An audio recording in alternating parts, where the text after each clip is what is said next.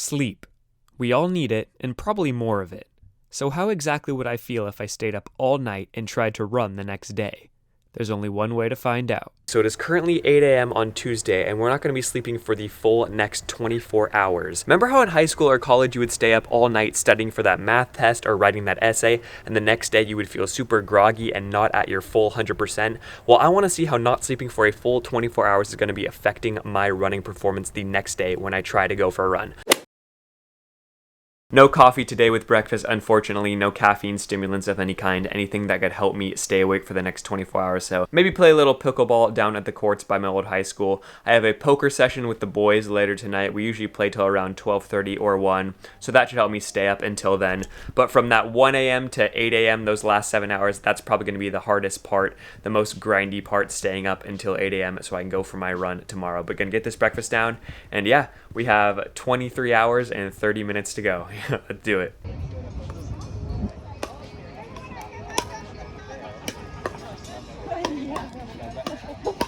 Back at the house now from playing some pickleball, just been hanging out, about to have some lunch, turkey and cheese on a wheat bread sandwich. I'm gonna re-listen to a Joe Rogan episode I listened to a while back where he interviews sleep expert Matthew Walker on the benefits of sleeping, what happens to your body when you deprive it of sleep, and what can go wrong when you don't sleep. Kind of want to figure out what I'm going to be doing to my body tonight by not sleeping and trying to perform athletically tomorrow without having slept for 24 hours. We are about 6.5 hours into this, so we have a little over 17.5 hours still until I can run and then finally sleep after that. Usually around 3 to 4 is when I sometimes take a nap from day to day, depending on how tired I'm feeling. I like to put my feet up on the couch, sleep for 30 to 40 minutes, and recharge, especially if I'm having a long day. Of course, not going to be able to do that today, so going to see how we feel over the next 90 minutes or so. It's around 2:30 right now. Hopefully, as long as we push through that 4 p.m. barrier, I'll be feeling fine after that. But we still have a long way to go and a long day ahead of us. So I'm going to eat this lunch, kind of just try to relax, conserve my energy until tonight. We have that poker session. And yeah, a long way to go, but we're doing all right so far. Cheers. When they've looked at athletes across a season and they've just plotted, how frequently will they get injured? And then they surveyed them, how much sleep were you getting? And they bucketed them into sort of people who are getting 9 hours, 7 hours, 6, 5, 4. And it's a perfect linear relationship. The less sleep that you have, higher your injury risk.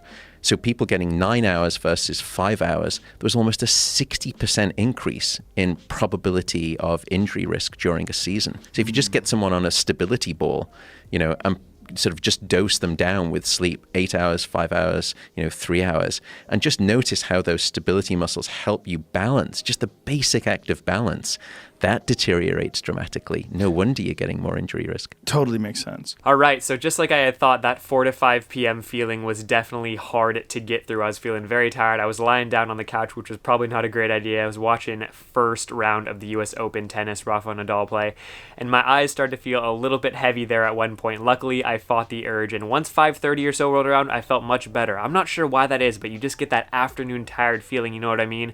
But if you manage to push through it, then you feel fine, and you kind of feel rejuvenated after. Gonna hit the shower right now, which would hopefully kind of revitalize me even more, and then we're gonna go play poker with the boys. We usually play till around midnight, 12:30 or so, and that's when I am usually cool to take off and go back home. Hopefully, though, we play even later tonight, because the later we play, the later it will be when I get back home, and I'll have even less time until 8 a.m. the next day. I know that once I get home from poker, it's gonna be very, very tough physically and mentally staying up until 8 a.m. Tomorrow. It's just after 7 p.m. right now, so we've been up for a little over 11 hours. We have just under 13 hours to go. Definitely going to be a grind. I'm going to hit the showers. I'll see you guys at the poker table.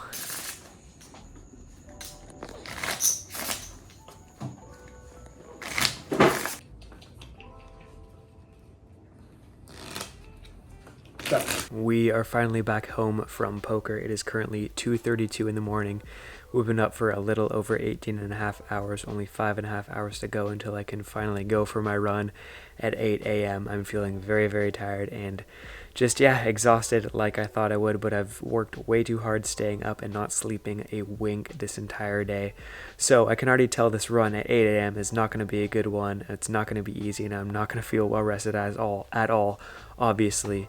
I'm just going to try to stay up as best as I can, watch some Dodger highlights, maybe even go for a walk later if I'm feeling very, very tired, and leave some bright lights on so that way it is not dark. If it's dark in here, I'll fall asleep in a half a second. I promise you that. I am so tired.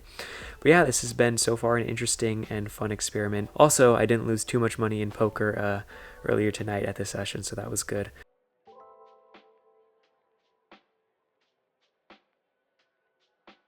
It is currently 4:32 in the morning. We've been up for 20 and a half hours, 3.5 hours left until we're fully up.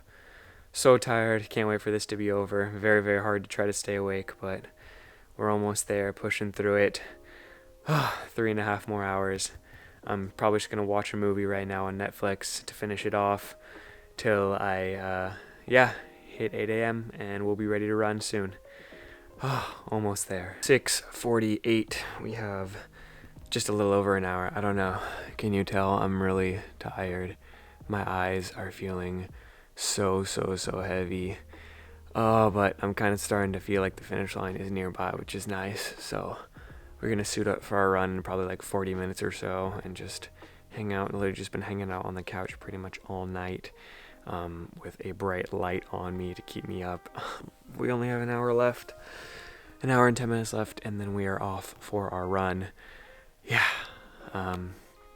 finally almost there. I feel like once I finish this run, I'm probably gonna pass out. Yeah, all right, here we go, 5 miles.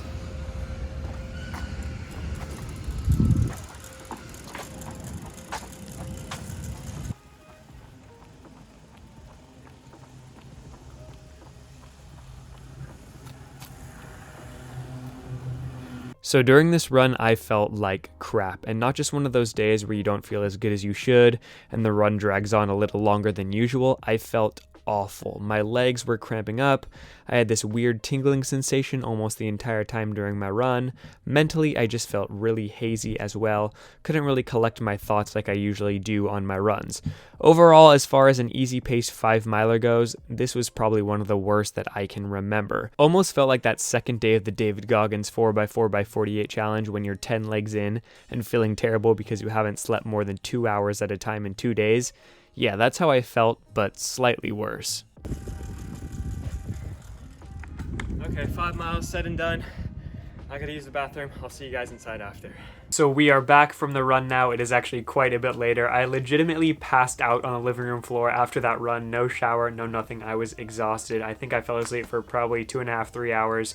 Now we are feeling much better though. During the run, I did not feel great, obviously. Respiratorily, my dad was filming the whole thing. He said that my breathing didn't sound very normal like it usually does, which is interesting. I didn't really notice it myself because maybe I was oblivious to it, but he said my breathing sounded a lot different than it normally does on my runs. It was a relatively easy run, 5 miles, I think around 7:15 average pace. I compared that run versus another run on the same route around the same pace on Strava, and my heart rate was around the same, nothing too out of the ordinary to report there. So from a heart rate standpoint, nothing too different, but physically not great. Mentally, I just wanted the run to be over. So what can we take away from this video? Honestly, I don't think anything that we really didn't know before. In my personal opinion, sleep is the #1 most important recovery tool when it comes to running or any athletic performance of any kind. This is not something I would recommend trying and doing on your own time. Not very healthy from a physical or mental standpoint in any way. But anyway, I hope this video was somewhat entertaining to you and kind of expressed to you guys how important sleeping is, whether it's before any normal training day, a big workout, a big race, just a normal day of work, or just a normal day of living life. Sleep is very important, you guys. If you enjoyed this video, if you want to see other videos that are like this and you have other ideas for what I should try next that you guys want to see me kind of experiment with in the realm of running, let me know down in the comments below. Thank you so much for watching this video, guys. As always, be good humans, do good things, search for happiness. Peace.